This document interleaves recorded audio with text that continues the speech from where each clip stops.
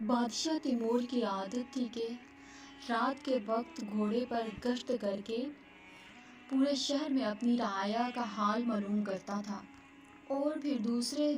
روز اس کے متعلق فیصلے صادر کیا کرتا تھا۔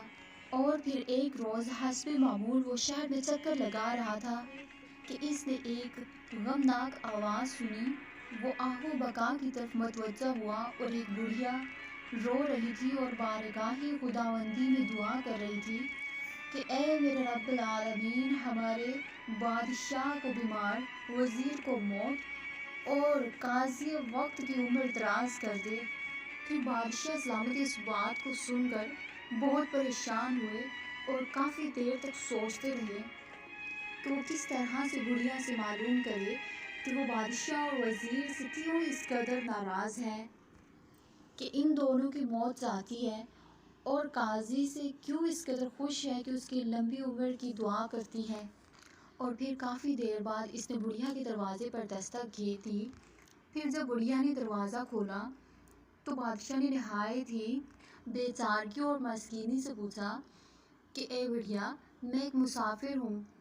لیکن میں نے تمہاری ایک عجیب و غریب دعا سنی ہے۔ کیا میں پوچھ سکتا ہوں کہ تم بادشاہ سلامت اور وزیر وقت وزیر سے اس قدر رنجیدہ کیوں ہو کہ ان کی موت چاہتی ہو، اور قاضی وقت سے اس قدر خوش کیوں ہو کہ اس کی لمبی عمر کی دعائیں مانگ رہی ہو؟ اور پھر اس بڑھیا نے کہا، اے اجنبی، میں بادشاہ کی بیماری کی اس قدر اس لیے خواہش مند ہوں کہ اگر بادشاہ بیمار ہوگا تو وافر مقدار میں صدقے و خیرات کرے گا، اور اس کی خیرات میں سے میں اپنے غریب اور بھوکے بچوں کی روٹی کا سازوسامان کروں گی، اور اس طرح ہمارے چند دن بہتر گزر جائیں گے۔ اور میں وزیر کی موت کی اس لیے خواہش مند ہوں کہ وہ نہایت ہی نیک سیرت انسان ہے،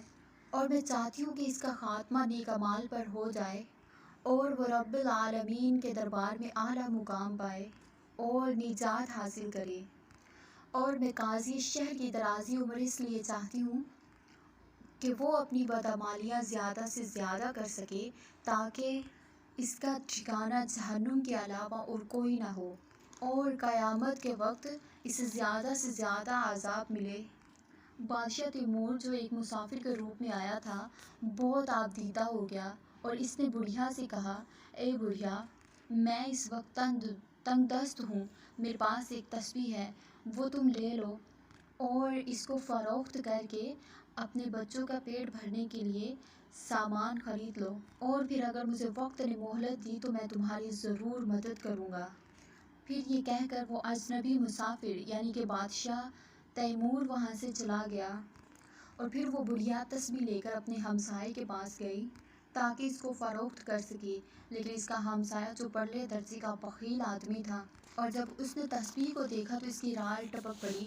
بڑھیا اس تسبیح کی قیمت سے ناآشنا تھی کیونکہ وہ تسبیح یاقوت لعل مرجان کی تھی، اور مذکورہ ہمسایہ کسی طرح سے اس تسبیح کو ہتھیانا چاہتا تھا،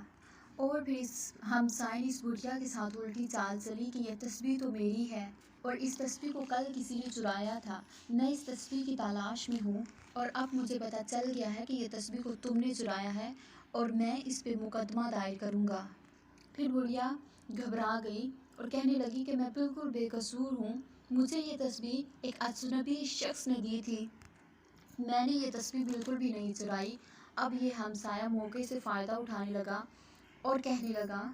کہ ٹھیک ہے، اگر تم نے تسبیح نہیں چرائی تو یہاں سے بھاگ جاؤ، میں تم پر اتنا ترس کھاتا ہوں کہ تمہیں عدالت میں نہیں گھسیٹتا۔ پھر بڑھیا نے اسی بات میں اپنی عافیت جانی اور اس اجنبی کو کوستے ہوئے یہاں سے چلی گئی۔ اگلی رات جب تیمور بادشاہ حسب معمول گشت پر نکلا تو قسط نیز بڑھیا کے گھر آیا، اور اس نے پھر سے وہی دعا سنی جس میں بادشاہ تیمور کی بیماری، وزیر کی موت اور قاضی شہر کی عمر درازی کی دعا کر رہی تھی۔ اور پھر بادشاہ تیمور نے بڑھیا کے گھر کا دروازہ کھٹکھٹایا، بڑھیا تو اسے دیکھتے ہی برس پڑی اور اس کے جو منہ میں آیا وہ کہتی چلی گئی۔ جب اس کا غصہ ٹھنڈا ہوا تو بادشاہ تیمور نے اسے سارا واقعہ سنانے کو کہا۔ پھر بڑھیا نے اپنا سارا ہمسائے والا واقعہ اس بادشاہ تیمور کو سنا دیا تو بادشاہ تیمور کو بہت غصہ آیا۔ بادشاہ تیمور نے بتایا کہ میں کوئی اجنبی نہیں، آپ کا بادشاہ تیمور ہوں۔ میں نے تمہاری ضرورت پوری کرنے کے لیے اپنی قیمتی تسبیح تمہیں دی تھی تاکہ تم اپنے بچوں کا پیٹ بھرنے کے لیے سامان مہیا کر سکو، اور تمہارے ساتھ تمہاری بخیل پڑوسی نے بہت زیادتی کی ہے، اس کے لیے اسے اس کے کیے کی سزا ضرور ملے گی۔ اگلے روز بادشاہ تیمور نے اس کے پڑوسی کو دربار میں طلب کیا۔ دربار میں تمام وزیر، تمام امراء اور دیگر مصاحبی تشریف فرما تھے۔ پھر بادشاہ نے اس بڑھیا کو حکم دیا کہ ساری روداد سناؤ، اور بڑھیا نے شروع سے لے کر آخر تک تمام کہانی دربار میں پیش کر دی۔ اور پھر فیصلہ یہ کیا گیا کہ بڑھیا کو خاطر خواہ انعام دیا گیا، جس سے وہ اپنی باقی زندگی آسانی سے گزار سکے اور اپنے بچوں کی کفالت بہتر طریقے سے کر سکے، اور اس کے بخیل ہمسائے کو موت کی سزا سنا دی گئی۔